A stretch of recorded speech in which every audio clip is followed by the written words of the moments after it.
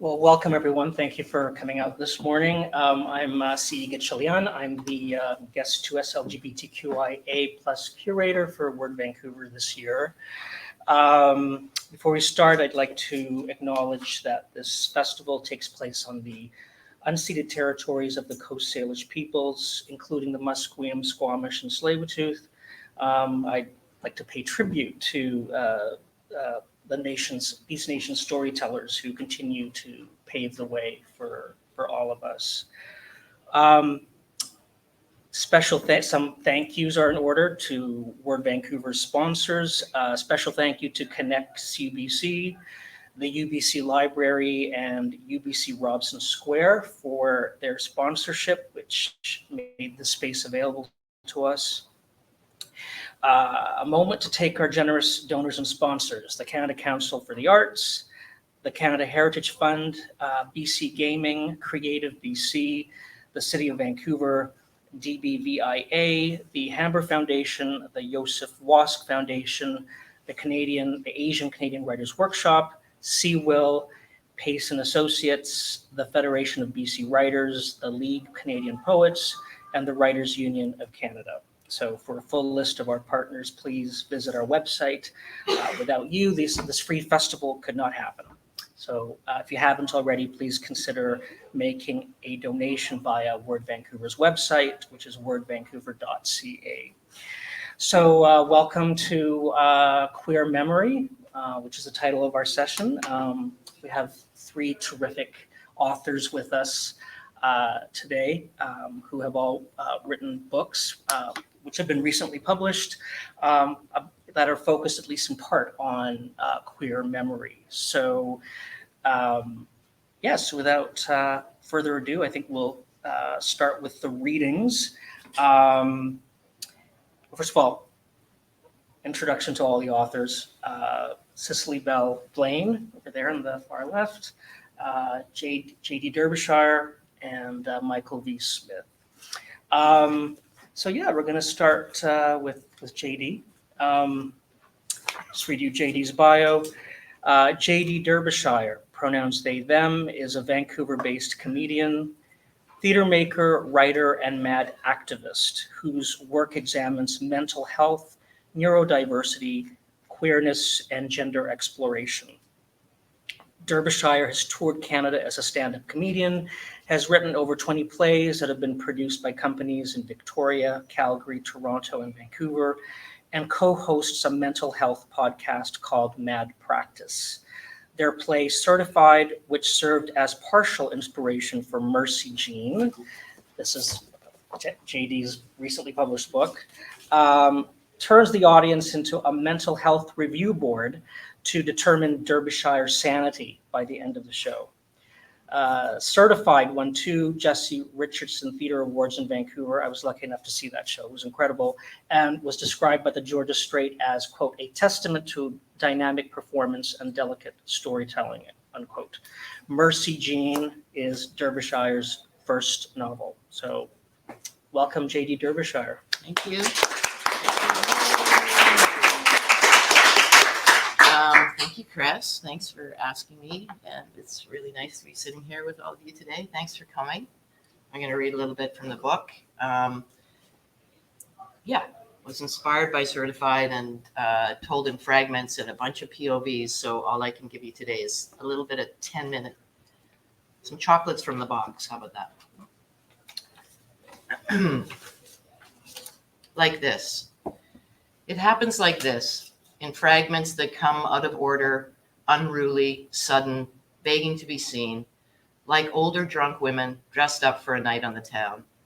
A mess of images, half-formed and slippery, sometimes shouting, "Don't forget me," then disappearing quickly, blurs in a downpour of black and white words, just like that.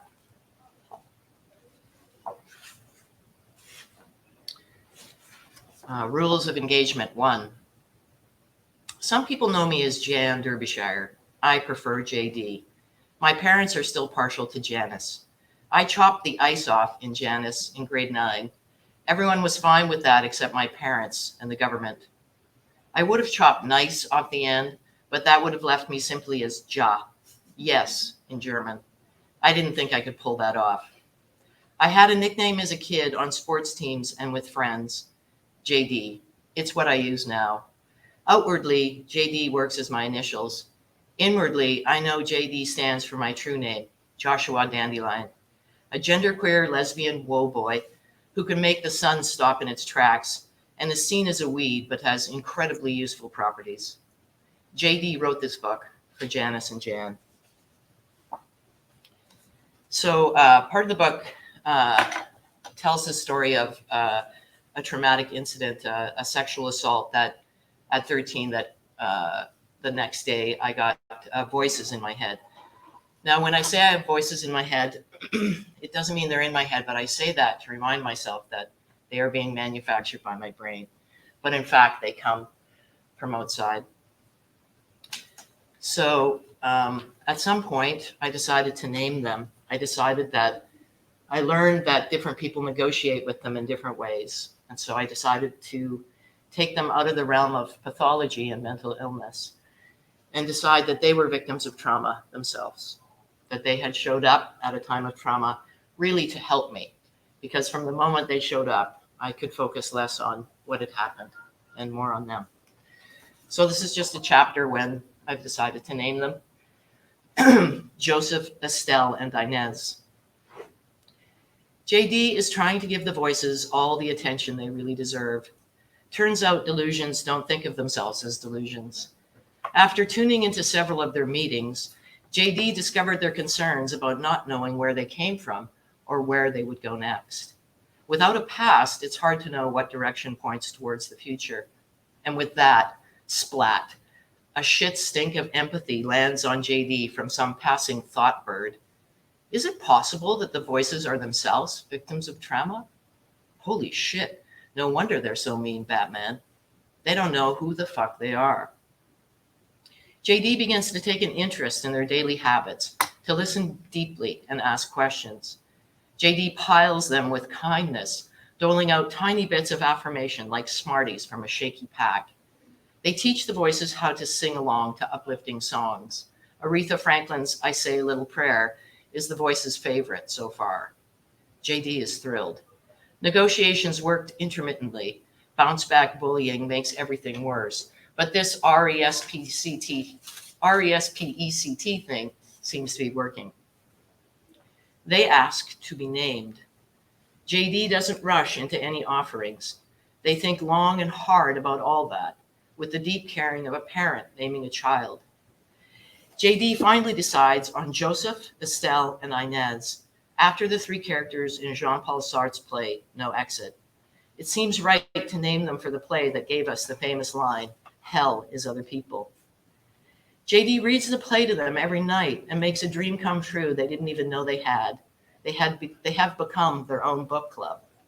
The voices hungrily discuss Sartre's idea that human beings are condemned to be free, because with freedom comes responsibility, and with responsibility comes existential anxiety. JD tells them they believe Sartre when he wrote that human beings attempt to escape existential anxiety by giving up their freedom to others. In fact, that's what they think they did with the drinking and drugs, the bad marriage, the psychiatry, and maybe even the voices. In the worst of it, says the newly named and astute Inez, you've let us create meaning for you, which is a form of what Sartre refers to as bad faith. They all nod at once. And with the heaviness of that idea, JD passes out for a minute or two, suffering from a little bit of big thought narcolepsy. JD continues to read The Voices No Exit, and they begin to take on the backstories and motivations of the characters, like actors rehearsing their roles. It doesn't take long before they are fighting amongst themselves. It doesn't take long before they begin to think of JD's head as a hell they are literally trapped in. The voices begin to cry out for freedom. JD decides to give them a little taste. They start small, suggesting the voices hop onto their shoulder for a moment at the park. Then JD moves to jumps, encouraging the voices to leap into the chair beside them at the library. Everything the voices experience outside JD seems to stun them into good behavior. It's been a long time since they've been out. Are the voices ready for longer flights of freedom? JD can only hope. With all the audacity of a mediocre falconer, JD begins releasing their voice hawks to circle and swoop in the air above them before calling them back to safety. JD continues to imagine the possibilities of this analogy of voices and birds, words and hawks for a few years. Slowly, the voices go and come back. First for 30 seconds, then 5 minutes, then half an hour, and once, on a serendipitous day when their self-esteem was high and the weather conditions perfect, a whole day of release. They were at Jericho Beach when the tide was low. They could almost see them go. Was it them or the wind rippling the water as the voices flew further and further away from JD? Who can say? There were no witnesses. Of course, JD is aware that they're guilty of anthropomorphic, can't say that word. Can you say that word, Michael? Anthropomorphic? I think that's pretty good. Okay, we all know what we mean. Wishful thinking. They are thinking of the voices as existential wild birds of prey, named Joseph, Estelle, and Inez. What is true is that JD is just fine with that. It's the best they can do at the time, and it seems to be working. What Jay really has to work hard to let go of is the fact that they don't know where the voices go when they're gone. When JD releases them one sunny afternoon from the window of their car, the voices do not return. JD is convinced they are gone for good. They can only hope that it's not to nest in someone else's brain. They can only hope that their time together has evolved all of them into more compassionate entities. JD feigns surprise when the voices come back to them 3 months later for what they say is a visit, but so far they haven't left again. Did JD call them back with their own existential angst, or did they return to JD with theirs? JD will never know, but there is hope that JD and the voices are pointed more towards lives of good faith than bad, being in and of themselves less delusional and more real. This is the story they tell to themselves, and it seems to make existence easier. This is just what is. I think that's about my time.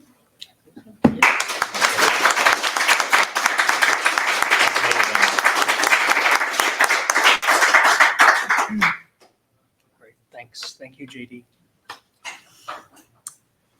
So our next reader is Michael V. Smith.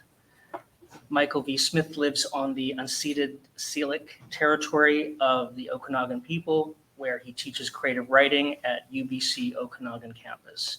As well as a full prof, filmmaker, and performer, he is the author of 7 books, which includes Queers Like Me, and his new poetry book with, is it Book Thug? Yeah, Book Hug. They Book took Hug. the T They out. took the T out, right? Yeah. There's a star now in place of that T. With Book Hug Press released this fall 2023. So please welcome Michael V. Smith.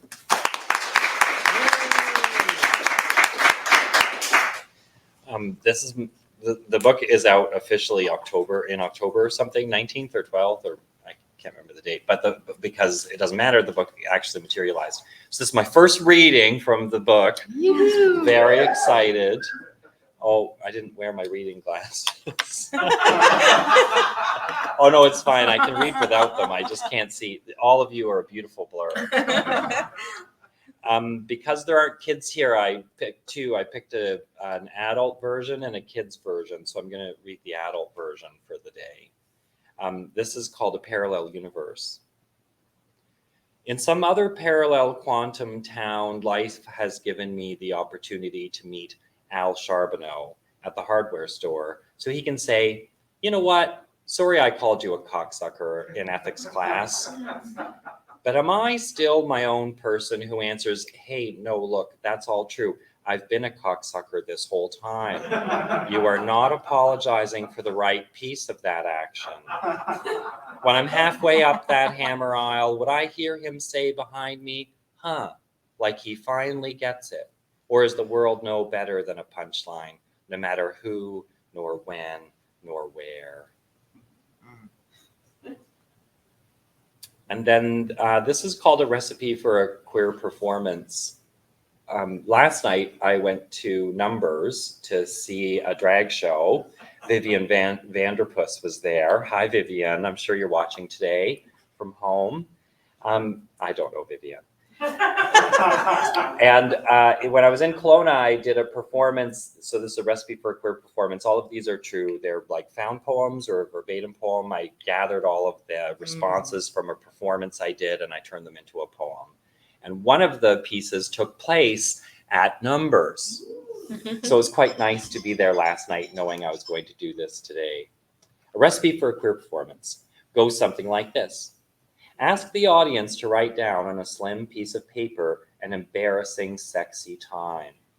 Then invite them to flip to the reverse and record what they gleaned. Answers will be varied. Sometimes the lessons are simple. If you give a man roadhead and get eyeballed by a family, you learn not to continue blowjobs at a stoplight. A friend catches you masturbating to a Sears flyer. You might, if you're lucky, learn that you are not alone in these feelings. Maybe you call your lover by their dad's name. Don't bang dudes with hot dads. If you walk in on your parents, there is room for shared humor. Maybe some guy gags giving you a blowjob and vomits all over. Learn to ask your partner how long it's been since their last meal. Some lessons are harder to fathom. One must live them to understand. If, while fucking in front of a mirror at Numbers, you collapse and temporarily lose vision from an orgasm, an ambulance is called. This instructs us to be careful with the ego. Or say you're high, tripping out while having relations in a tent. Horses trot nearby on a path, and you think the hooves are people banging on the canvas. So holler, back off, find your own fun. There are many insights to be had here. Some flubs are complicated. If you return home from a college trip and dad finds a penis extension in your bags, now you know he can't handle shit. Something wilder, a vodka-infused cake licked out of your butt demonstrates an ability to try something new. Or classic, you hook up with a guy after the bar closes, both of you madly making out, only to realize mid-sex that you're against a window with 50 people watching from the street. Always be aware of your surroundings. Tried to kiss a girl at the dance, got headbutted in the nose, blood everywhere, but if you bleed on her and she sticks around, she's a keeper. See, really funny and dirty, but it ends with romance.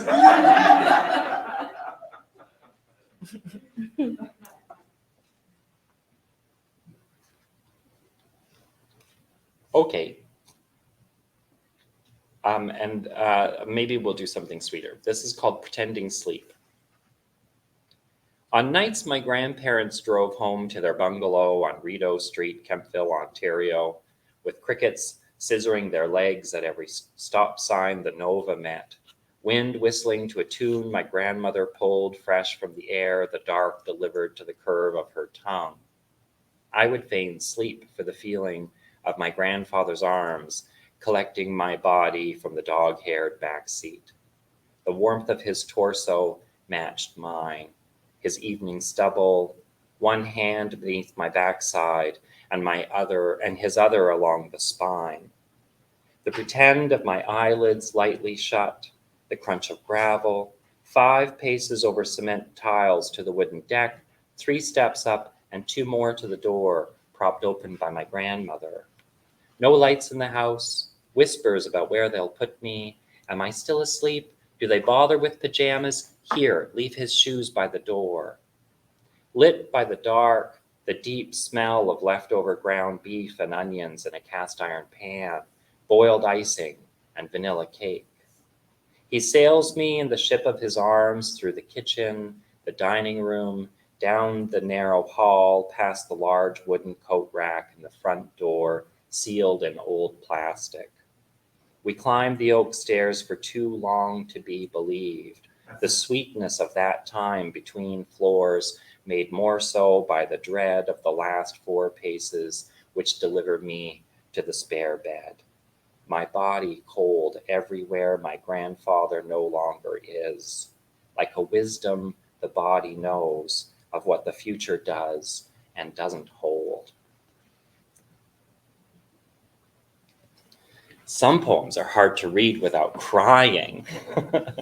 I once saw, what's his name? Somebody famous, David Adams Richards, weep during his reading. Weep. Boy, that man could cry hard. And I sure understand why. I'm going to end with the last poem in the book called Braiding Sweetgrass.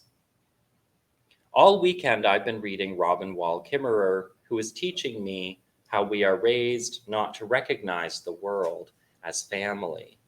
The other than human is communicating, observation as a form of listening. Kimmerer calls it a grammar of animacy we are taught not to know, which makes me a lot less self-conscious about my habit of talking to, well, everything.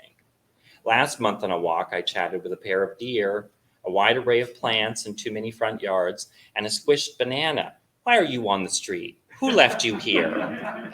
Then that same evening, I thought I heard our human neighbors in their garden, only it was just a sprinkler. So did you say hi? My husband asked. It reminds me of the end of Room, the book, not the movie, in which the narrator says goodbye to his friend things like Spoon and Room herself. As much as I was impressed with the mastery of that ending, signifying the end of his attachment to a place of oppression he couldn't fathom, I was also feeling his loss of animacy. Now I can point my husband to Kimmerer, who validates my attempts to befriend the world. Nature, not as an object we do things to, but a subject we are in relationship with. So, hello rock, hello pond, hello banana, hello moose. Thanks, friends.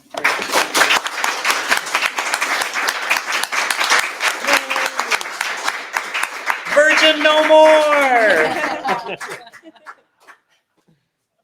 Great, thanks. Thanks, Michael.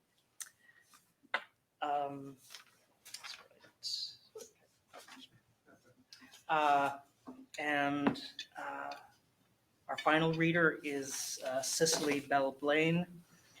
Cicely Belle Blain is a Black, mixed heritage, non-binary queer activist, writer, and CEO from London, UK, now based in Vancouver. They co-founded Black Lives Matter Vancouver and now run an international anti-racism consulting company, Bacau Consulting. They are the editorial director of Ripple of Change magazine and the author of the best-selling poetry book, Burning Sugar, published by Arsenal Pulp Press in 2020. Burning Sugar was listed for the 2021 Pat Lowther Memorial Award and longlisted for the Gerald Lampert Memorial Award. In 2023, Cicely Belle was selected as a juror for the RBC Bronwyn Wallace Award for Emerging Writers. Cicely Belle's writing also appears in Queer Little Nightmares, also from Arsenal Pulp Press, Coloniality and Racial Injustice in the University from University of Toronto Press, Africanthology, Perspectives of Black Canadian Poets from Renaissance Press, and many more online and print publications. Along with their team, Cicely Belle authored and edited an ebook entitled What We've Learned, A Year Fighting White Supremacy in a Pandemic in 2021. Please welcome Cicely Belle Blain. Thank you. Yeah, thanks so much for having me. Pleasure to be here. Pleasure to share the stage, so-called, with you folks. So yeah, I think I will share. I put these little tabs to like seem professional, but I actually don't know where anything is in this book. I like to start by sharing the piece that inspired the title, Burning Sugar. And I think it speaks a lot to, well, yeah, I really don't know where it is. Speaks a lot to the theme of today's conversation. Give me 1 second. Maybe I should read the contents page.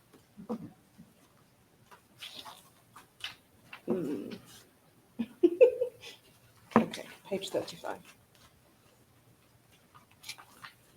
So the way that Burning Sugar is organized is it's split into 3 sections. The first one being place. So it's kind of memories and experiences based on travel, and I try to kind of play around and complicate the idea of both the privileges of being able to travel and experience the world, but also the complexities of, existing in different spaces based on, your positionality or intersectional experience. And this was one opportunity where I went to a Black leaders organizing retreat in North Carolina, my first time in kind of the south of the US. And yeah, just kind of thinking about what came up there. North Carolina. Heat stretches out for miles. Fields brown and crackling. I can feel the vibration of mosquitoes in my veins. It's my first time in the South. They laughed when I asked, what the heck is grits? My body gravitates towards the magnolia tree.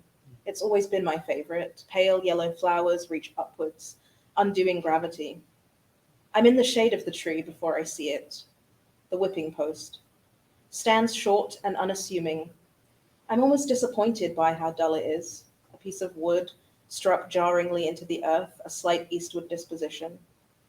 I expected inflictions of time, deep wounds of history, blood of my ancestors, a haunting chill, pain in my own fragmented heart, the smell of burning sugar. Instead, it stands there, in all its regularity and reticence, with no stories to share, as if all the violence of white supremacy would simply fade with time. Another one I will share is from visiting my maternal family's homelands in the Gambia, which is a small country in West Africa. Serakunda, 1. They told me I am born of royal blood. Gold thread is sewn into the seams of our ancestry. My forefathers were princes, and my foremothers, they were queens.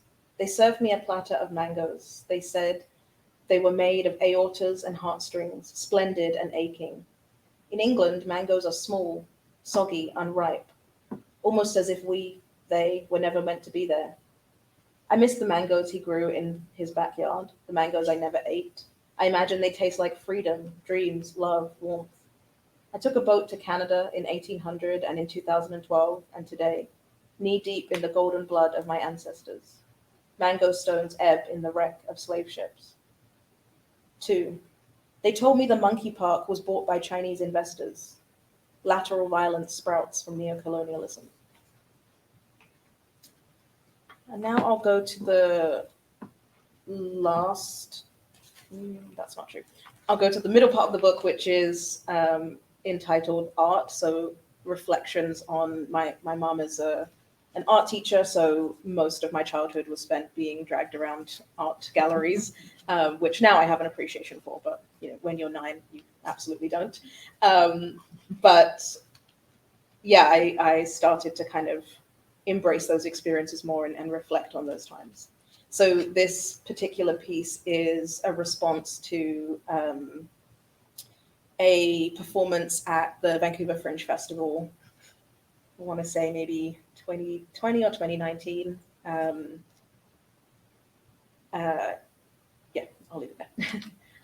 Dear Selena, we shuffled in, anxious, exhausted, raging. We brought with us the weight of our days, the anti-blackness, the fat phobia, the misogyny that had plagued us since sunrise.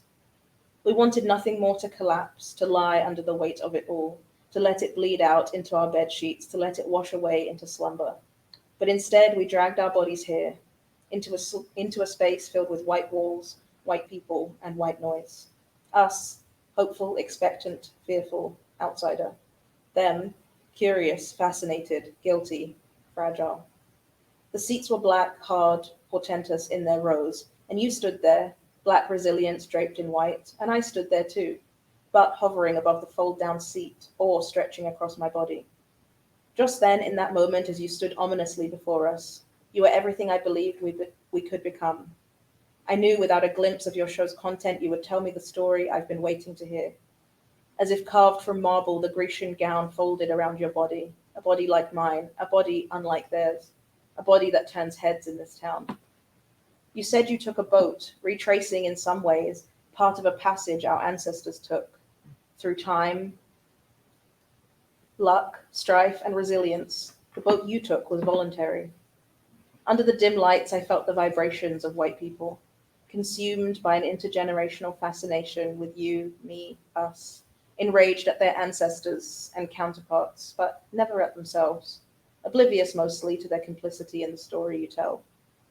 I also felt the black bodies. Some were my friends, others were people I wished I knew. Most were tense, leaning forward, metaphorical arms outstretched to hold you or be you or something else. You pounded rocks of salt into powder, a metaphor for the anti-blackness imposed by state, corporation, man, fellow Negro. You told a story, raw, intimate, oscillating, malignant, and I felt your body breaking. Tears seated themselves in my lower lids.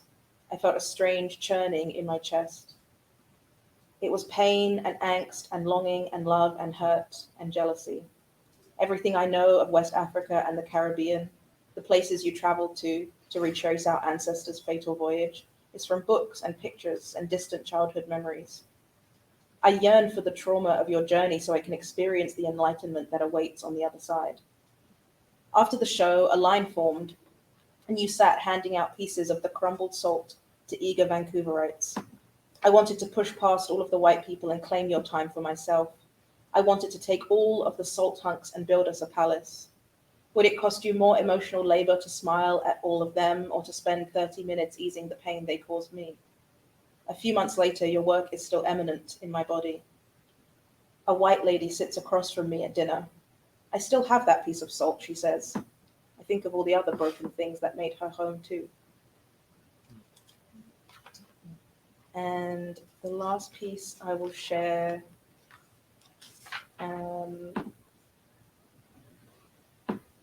is this piece in the final section of the book, which is more about childhood, body, upbringing, probably the hardest part to write as someone who is British and emotionally stoic. So I wanted to kind of think about, my childhood and how that's kind of shaped who I am, and all of the perhaps times when I think I was looking for language or conversation around race and gender and body, but didn't know where to find it. Gentrification of my heart. My hometown oscillates between 1945 and the present. Some days she is modern, complex, moving. In other days, she is still, silent, ravaged. My grandmother lives life like it's wartime. The sewing kit in the biscuit tin, a lifetime of rations in the pantry, a reuse mentality before it was cool. Her home is a sanctuary of preservation. Outside, condos replace childhood memories. An interior design store where the swings used to be. My heart begins to forget the feeling of home. Thank you.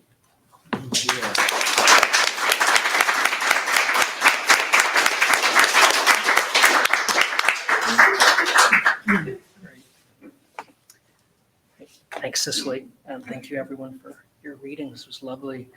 Let's just chat. I have a few questions for you. The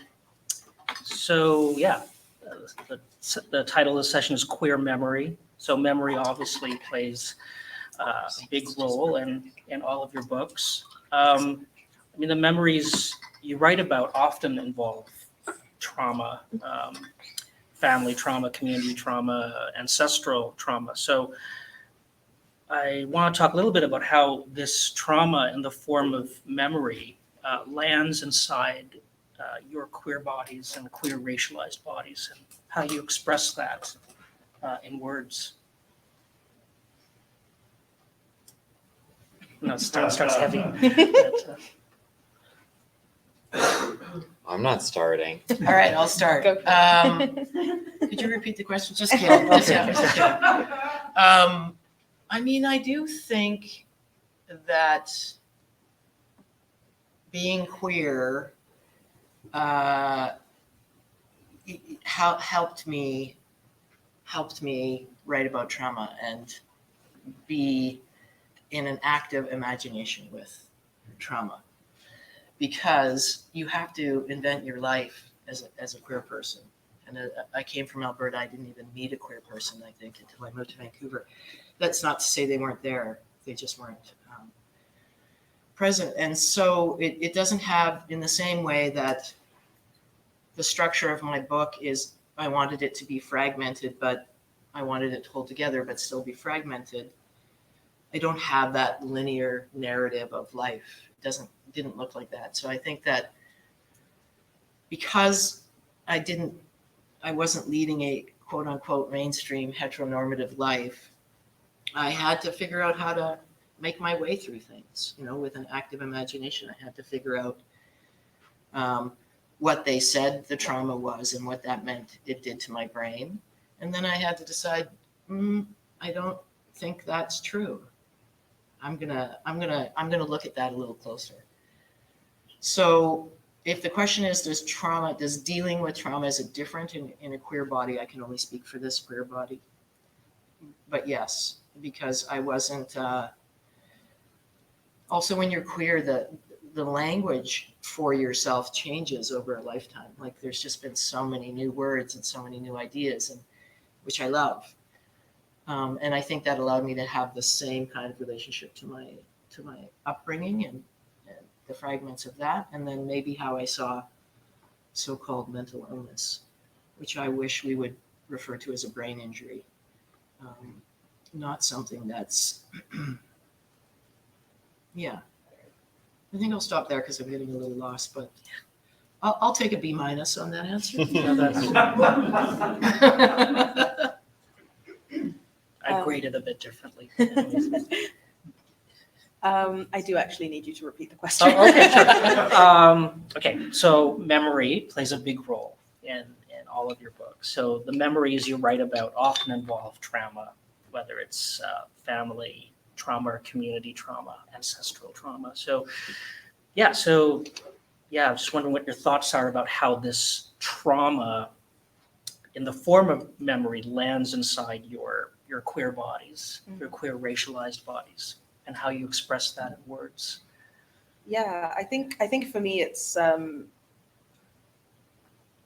would say what comes up for me is kind of those experiences where you don't even know what or how much you've been holding until suddenly there's a moment of realization or a moment of connection or something that triggers, not necessarily triggers in a negative way, but just kind of is like I like in my poem about like seeing the whipping post. I had no idea what I would feel. We arrived at this former plantation that had now been turned into a school or space for Black organizing, and everyone was saying there's a whipping post out back, and I hadn't seen it. I'd sort of looked out the window, couldn't see it because it was so just a piece of wood. But then to actually get close to it, and suddenly you're impacted in this way you couldn't possibly have imagined or guessed. And it's kind of beautiful in a way because it's like feeling that sense of connection to something more, something deeper. Before I had gone to this, they had called me and said, most people will be from the South, like you're coming from Vancouver, like it's a very different world. Like, do you think you'll get much out of this experience? And I was like, I'm not sure, but I really want to learn and meet people.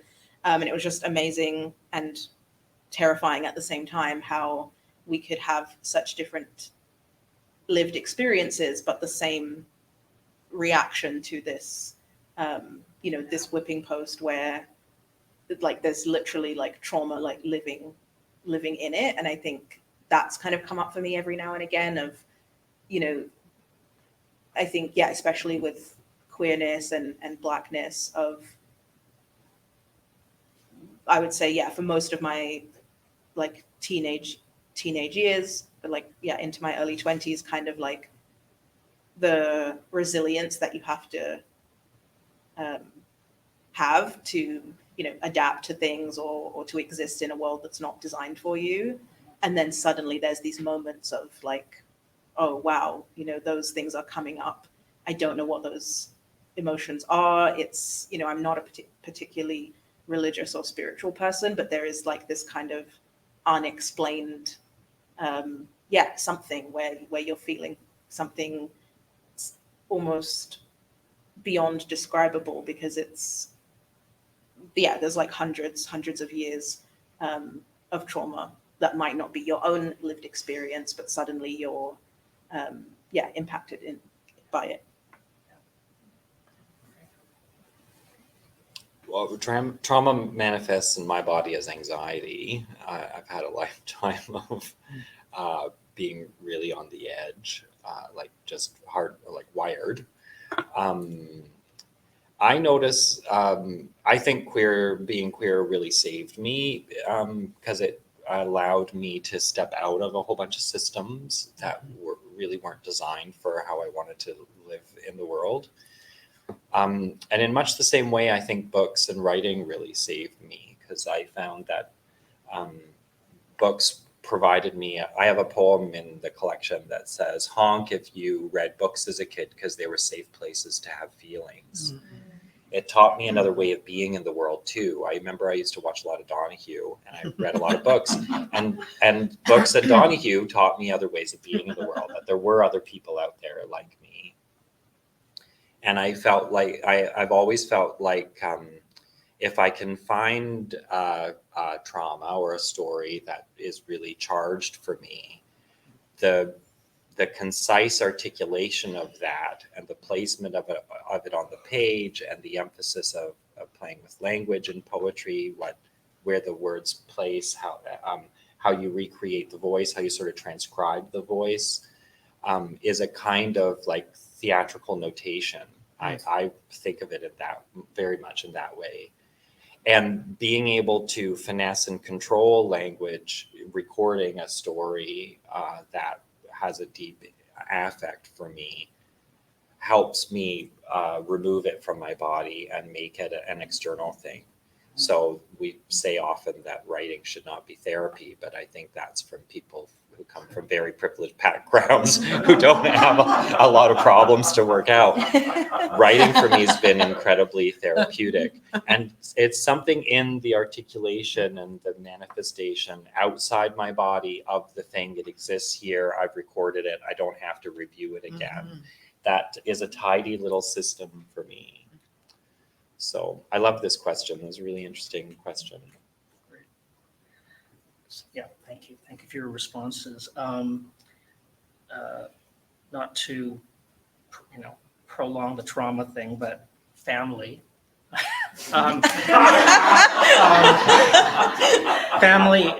Family relationships. You also all write about that in your books. Can we talk a little bit about how you explore family in these books, and how your queerness informs how you write about family specifically?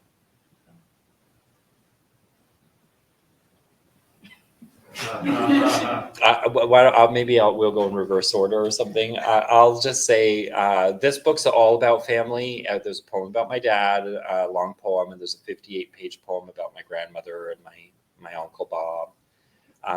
So the whole book is really stories about growing up, and mostly.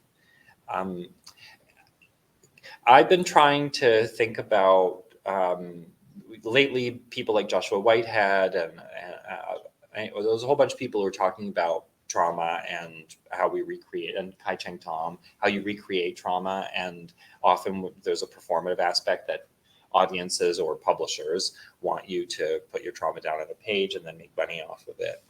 And so I've been thinking a lot about queer joy and how do I write family stories that also have humor. And I think that question of trauma and family is interesting, because for me, my family's always used humor as a great way to relieve the stresses of not being very healthy people. And so I find humor in my performance life and humor in my writing really helps me. They're such a nice marriage.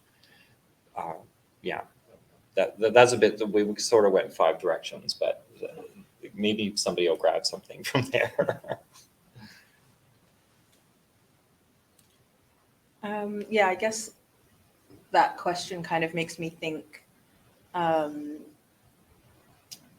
about the idea of like chosen family. And I think that's something that I've been, I would say, skeptical of. And that sounds terrible, but let me explain.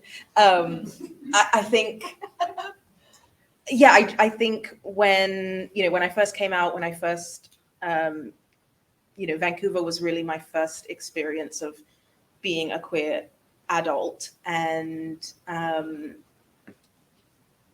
I think chosen family was kind of one of the terms that I heard upon entering the queer community. And it was kind of this ambiguous concept.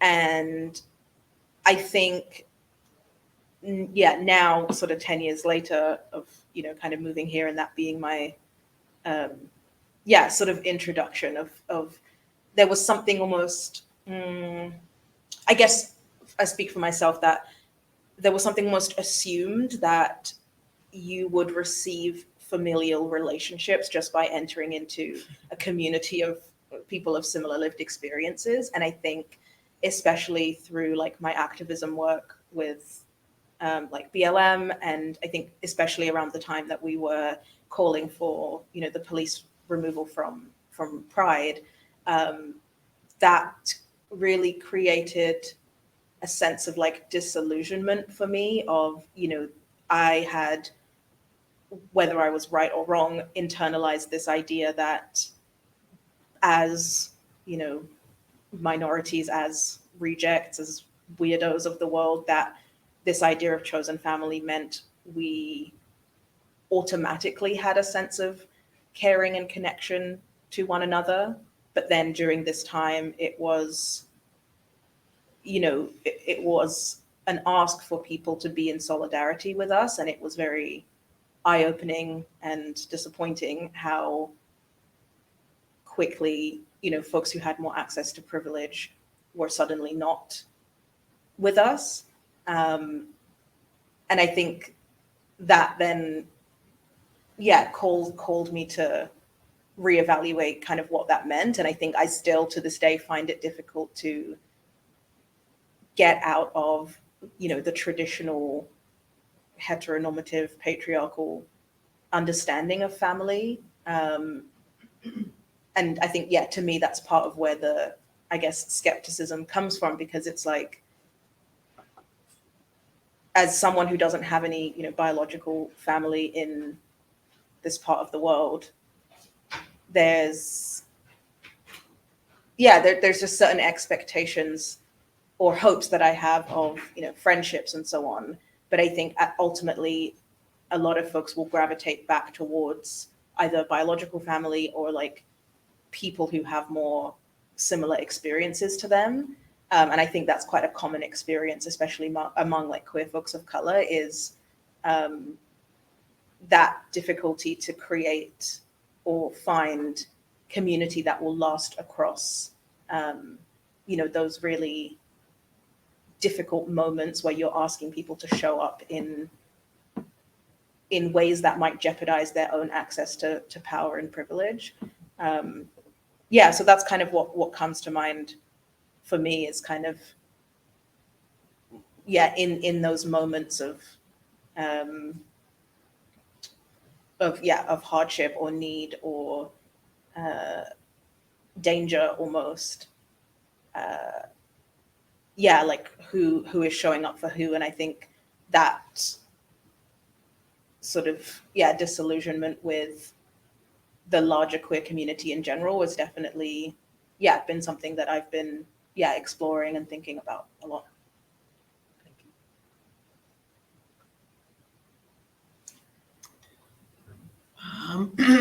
My mother is not talking to me after the book, which is not unexpected. One of the reasons I wrote the book was for Janice and Jan, was to take memory that is unreliable, but make a choice to believe that what had happened.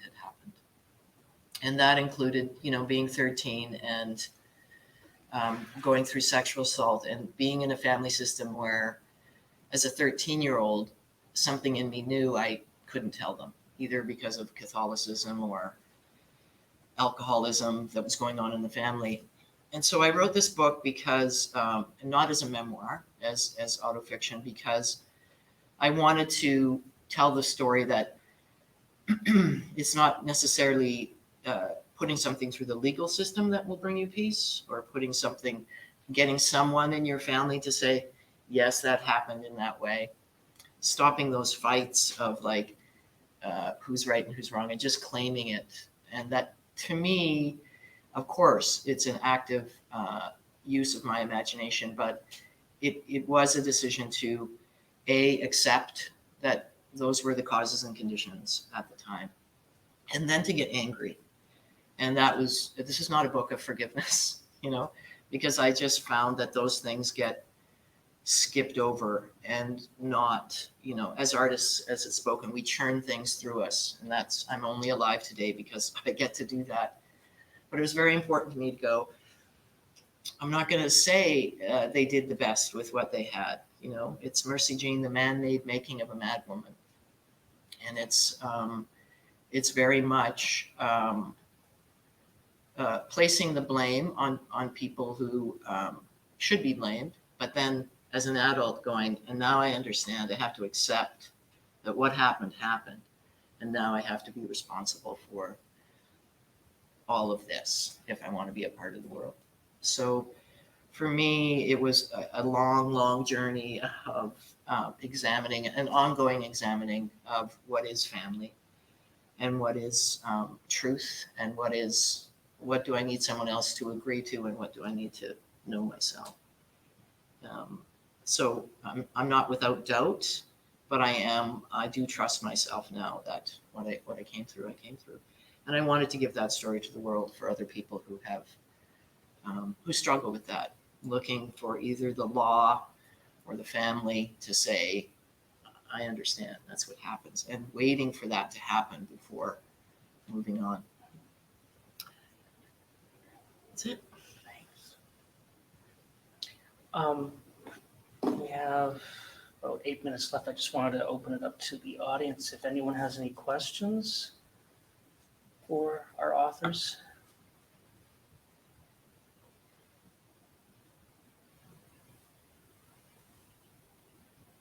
No. I do have a few more questions. Oh, yeah, I have a comment. sure.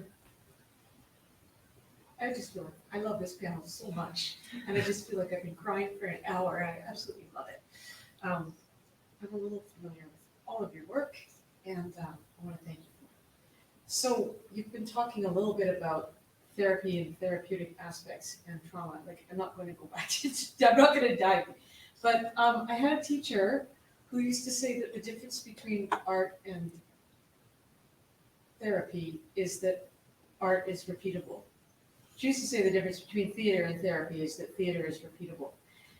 And so, like, Michael, when you have this book and you give us, as a reader, as a recipient of these pieces of art, as a recipient of that repeatable thing, I see the work that you did, the hard work that you did to get to that place, to make that repeatable thing. And I see you gifting it to us, and I just wanted to thank you for that. So when people say, thank you for your work, like, really, thank you for your work. It's really important. It's really important. One of the things I didn't mention that was running through my head is the idea of reframing or framing, that, writing, like, trauma is an experience that you have, and writing about trauma is making choices to how you frame that experience. Where do you start? Where do you go? Where do you end? And I'm always trying to teach my students that process of reframing, that you take something familiar that you understand, and then you turn it around. So the example I always use in my class is, I used to say that I was the saddest clown in the world because I was a hopeless romantic, and I was single, and so I was, I made jokes all the time trying to find somebody who would sleep with me and marry me. And and I told my friend this, and he said, yes, but I imagined the whole time you were the, oh, and then I met my husband, and then I had to reframe how I understood myself because I wasn't the sad clown anymore. I was the romantic lead. And my friend said, well, I imagined the whole time you were the sad clown, you were also the romantic lead. And that's reframing, right?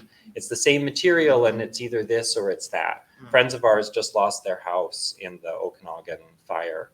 And I've been talking to them about reframing, that it isn't everything that they lost, it's also the things that they still have, and their community and the people who are surrounding them and the love that they built and the support that they're receiving is part of the legacy of that place where they welcomed us and so they haven't lost that.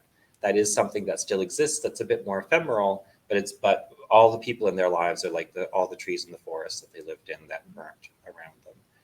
And those trees, the trees of the people haven't left. And so I think reframing is part of the creative process. And I think it's also one of the things that makes things repeatable, that in reframing, you give people a device for, here's my experience of being a fat kid who was bullied. And now I'm going to write it and create it and give it to you. And maybe there's some tools in there that you can use to help reframe your own narratives. I think that's a very powerful device that queer people have in spades.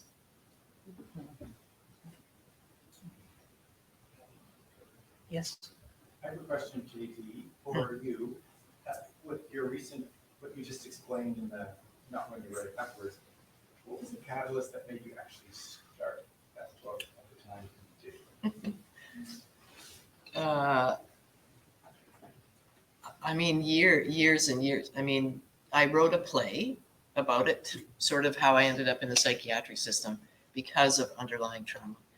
And the play was well received, and the conversations that sort of happened around it. Then I decided, there's other things, but it's not theater. And I wanted to write a book my whole life, but I'm dyslexic and and write out loud, and couldn't figure out how I was going to do that. So I applied for a Canada Council grant to work with an editor, and I got it. And the catalyst was I think there had been decades. So I think I was ready to go back and not be afraid to reframe and not be afraid to find poetry and metaphor. But it's also part of my activism, which is about, how do we look at mental health? How do we look at trauma? How do we look at what, the separation of the brain from the body? And to me, it felt like a missing narrative. And Certified was a really difficult play to do. I had to basically tell my story and be judged every night for an hour about whether I was sane or not. So I really wanted to put it in this form and just let people have it. And then, go fly kites and things. But I felt ready. I don't know how else to explain it except that I felt ready. Does that? Yeah. Thank you. Fair. First draft answers are hard. We have 1 minute left. Quick question for all of you. What gives you joy these days?